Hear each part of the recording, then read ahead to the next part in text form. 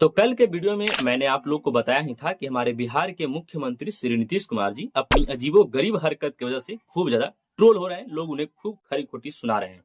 उसका वजह ये था कि स्टेज पे एक महिला आती है और वो उस टाइम पे फोटो क्लिक करवाया जा रहा था।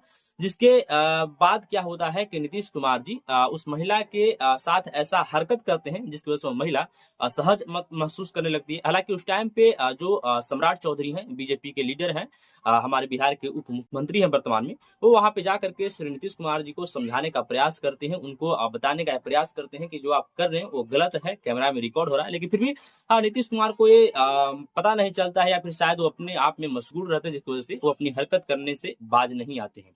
इसके बाद से खूब लोग उनको ट्रोल करने लगते हैं। हालांकि ऐसे ही नीतीश कुमार तो ट्रोल होते ही होते हैं, उसके बाद से अमित शाह भी खूब ज्यादा ट्रोल हो रहे हैं। लोग उन्हें भी खूब खरी-खोटी सुनाने में लगे हुए हैं। उसका वजह ये है कि अमित शाह जी खूब एक बहुत बड़ा मतलब कि लंबा चौड़ा एक भाषण देते हैं, जिसमें बहुत लंबी लंबी बातें करते हैं, बहुत ही मतलब कि खूब ज्यादा चर्चा का विषय बनाते हैं, खूब इधर उधर बात घुमाते हैं।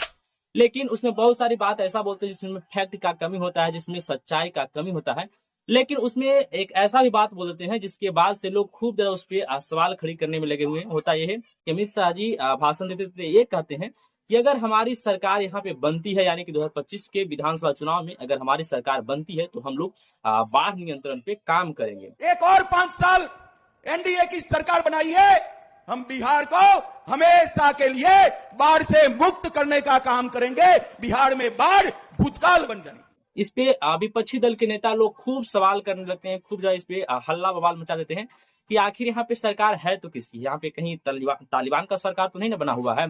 मतलब 20 वर्ष से, यानी कि 2005 के बाद से अगर देखा जाए तो कुछ दिनों को अगर मतलब कि छोड़ दिया जाए, कुछ समय को अगर मतलब कि नजरअंदाज कर दिया जाए, तो उसके बाद से देखा जाए तो मतलब यहाँ पे एनडीए का ही सरकार है। लेकिन उसके बावजूद अगर ये कहना पड़ रहा है कि हमारी सरकार बनती है तो इस पे काम करेंगे, तो ये फिर बकवास है, बकैती है। हालांकि हमारे बिहार के पूर्व उप मुख्यमंत्री श्री तेजस्वी प्रसाद यादव जी और अभी बिहार के विपक्षी दल के नेता जो हैं, वो तो एक ऐसा पोस्ट करते हैं जिसके बाद से उन लोगों का धागा ही खोल देते हैं।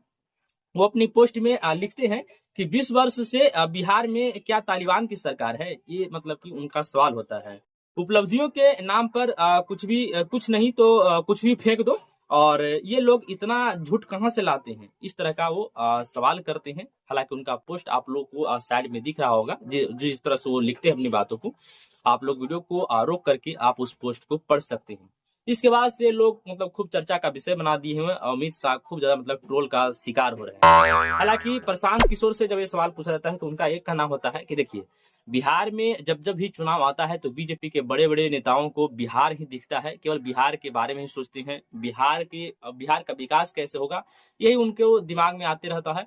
जब जैसे ही चुनाव खत्म होता है उसके बाद से बिहार के साथ क्या हो रहा है, नहीं हो रहा है, बिहार किस स्थिति में, ये इस सब चीजों से उनको कोई फर्क नहीं पड़ता है। अब बात कर लेते हैं दूसरा खबर के बारे में। दूसरा खबर भोजपुरी इंडस्ट्री से ही रिलेटेड है और वो भी खेसारी लाल यादव से। खबर ये है कि खेसारी लाल यादव का कल सुबह में 6:30 बजे उनके अपने ही चैनल खेसारी म्यूजिक वर्ल्ड पे एक न्यू सॉन्ग आने वाला है, जिसका टाइटल बताया जाता है कि इसका टाइटल पेप्सी होगा। लेकिन कुछ देर के बाद खेसारी लाल यादव खुद अपने ऑफिशियल अकाउंट से ये जानकारी देते हैं कि नहीं, इसका नाम पेप्सी नहीं बल्कि इसका नाम होगा हाक दीही बेना।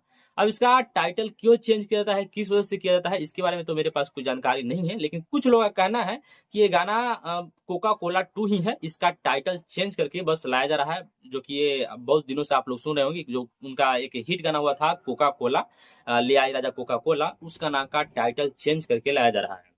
हालांकि इस पे कुछ उनके जो कट्टर वाले फैंस हैं उन लोगों का कहना यह भी है कि खेसारी लाल यादव की आजकल जो गाना कुछ गाना पे जो बढ़िया रिस्पांस नहीं मिल रहा है, उसका वजह ये भी है कि पोस्टर होता है वो दोपहर में रिलीज करते हैं और टीजर को शाम में, और उसके बाद उसका जो गाना होता है वो सुबह में छोड़ देते हैं। और वो वक्त जब काफी लोग सो रहे होते हैं। कम से कम सुबह में रिलीज भी कर रहे हैं तो कम से कम 8 या 9 बजे के बीच रिलीज करना चाहिए था। अब ये तर्क कहाँ तक सही है, कितना सही है, इसके बारे में आप लोग कमेंट बॉक्स में जरूर बताइएगा।